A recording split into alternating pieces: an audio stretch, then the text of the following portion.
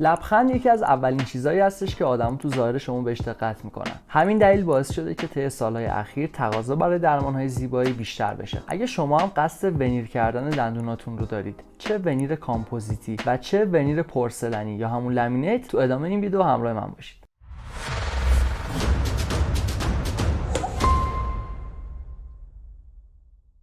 سلام و درود، من زهیرم، دانشجوی سال آخر دندونپزشکی گیلان و اینجا چنل من دنتراپیه. من توی این چنل در مورد دندونپزشکی و مسائل مرتبط با بهداشت دندون صحبت میکنم. آدرس پیج اینستاگرام دنتراپی هم این پایین میذارم که یک سری ریلز توش آپلود میکنم، میتونید اون رو هم داشته باشید و ریلزها رو اونجا ببینید. ونیرها دو مدل هستن، ونیرهای کامپوزیتی و ونیرهای پورسلنی. ونیرهای کامپوزیتی که توی عامه بهش همون کامپوزیت کردن گفته میشه، در واقع ونیرهای مستقیم هستن که بدون نیاز به دخالت لابراتوار دندونپزشک شما مستقیما کامپوزیت رو روی دندونای شما قرار میده و شما کارتون تمام میشه. اما ونیرهای پورسلنی که از جنس همون چینی هستن یا لامینیت، ونیرهای ایندایرکت یا غیر مستقیم هستن که وجود لابراتوار برای انجام این پروسه ضروریه. حالا این دوتا با هم چه تفاوتایی دارن؟ ونیرهای پورسلنی گرونتر هستن به دلیل اینکه محکمترن، زیباترن، چرا که نور رو مثل دندون طبیعی از خودشون عبور میدن و دچار لب پریدگی و تغییر رنگ نمیشن. ولی ونیرهای کامپوزیتی استعداد تجمع پلاک بیشتری رو دارن، ممکنه تحت تاثیر بدرنگی یا رنگشون عوض بشه و نیاز به ترمیم داشته باشن و البته لب پر میشن.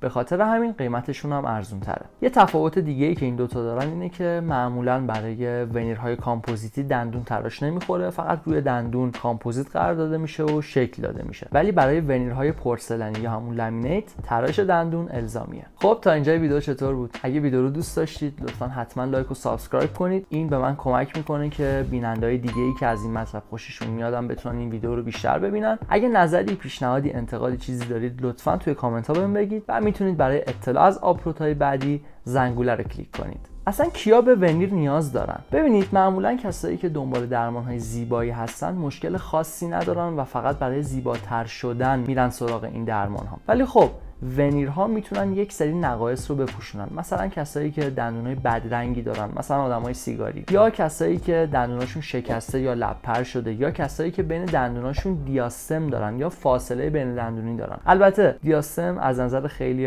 هم جذابه، مثل آقای مهدی طارمی که الان لژیونر ما تو اروپا هم بازی میکنه، دیاستم داره ولی دوست نداره ببندتش، ولی بعضیا میگن نه خیلی جالب نیست و ما میخوایم اصلاحش بکنیم. یا مثلا یه سری بدرنگیایی که ناشی از مصرف تتراسایکلین میتونه باشه تو بچگی، یا چیزهای مختلف که به هر دلیل اون آدم از ظاهر دندونش راضی نیست و میخواد ظاهرش رو بهتر بکنه. اما فرایند ونیر کردن به چه شکل هستش؟ ببینید، شما چه بخواید ونیر کامپوزیت بکنید، چه ونیرهای پورسلنی یا لامینیت، نیاز هستش که یه جلسه مشاوره پیش دندونپزشکتون برید و واضحاً هدفتون از این درمان رو بگید. چرا که درمانهای زیبایی بعضی موقع به خاطر اینکه شفاف گفته نمیشه هدف چیه، مورد شکایت قرار میگیره بعداً و بیمار شاکی از اینکه این همه هزینه کرده و به اون چیزی که تو ذهنش بوده نرسیده. البته خیلی از مواقع چیزایی که تو ذهن بیماراست غیر واقعیه، چرا که آدم مثلا یه ویدیویی توی اینستاگرام یا یوتیوب دیده که یه نفر خیلی دندونای یخچالی داره و خب اون آدم طبیعتاً آدم خوشگلیه که مدل اون شرکت هستش و توقع داره که مثل اون بشه و دقیقاً به خاطر همین خیلی مهمه که اون جلسه مشاوره برگزار بشه و بیمار صراحتاً بگه چه هدفی از این درمان‌ها داره و دندونپزشک هم سعی بکنه که توانایی‌هاش برای ارائه اون درمان رو برای بیمار توضیح بده تا خدای نکرده بعداً مشکلی پیش نیاد.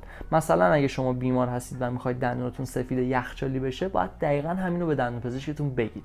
پس از این توی همون جلسه دندونپزشک شما متوجه میشه که دندوناتون چه کارهایی قبل از پروسه ونیر کردن نیاز دارن. مثلا اگه دندونی پوسیدگی داره و نیاز به ترمیم داره، اون کارو واسه شما باید انجام بده قبل از پروسه ونیر کردن. یا مثلا اگه دندونی نیاز به کشیده شدن داره، این کار باید انجام بشه. اگر بخواید ونیر کامپوزیتی بکنید، بعد از انجام این کارها مستقیما تشریف میبرید مطب، ونیر کامپوزیت روی دندونای شما اعمال میشه و تمام. ولی اگر بخواید ونیرهای پورسلنی یا لامینیت انجام بدید، پس از انجام این کارها نیازه که دندونا تراش بخوره، قالب گرفته بشه، فرستاده بشه لابراتوار بسازه لامینیت واسه شما، بفرسته تست بشه، اگر اوکی بود نهایتاً چسبیده بشه. پس اینا تفاوت‌های فرآیندهای لامینیت کردن و کامپوزیت کردن بودش. نکته دیگه ای که لازم هست بدونیم اینه که این پروسه ها معمولا درد ندارن، فقط ممکنه که روز بعدش یا همون روز اون جایی که BSC موضعی تزریق شده یه مقدار ناراحت باشه که برطرف میشه. ولی اگر این ادامه پیدا کرد شما میتونید از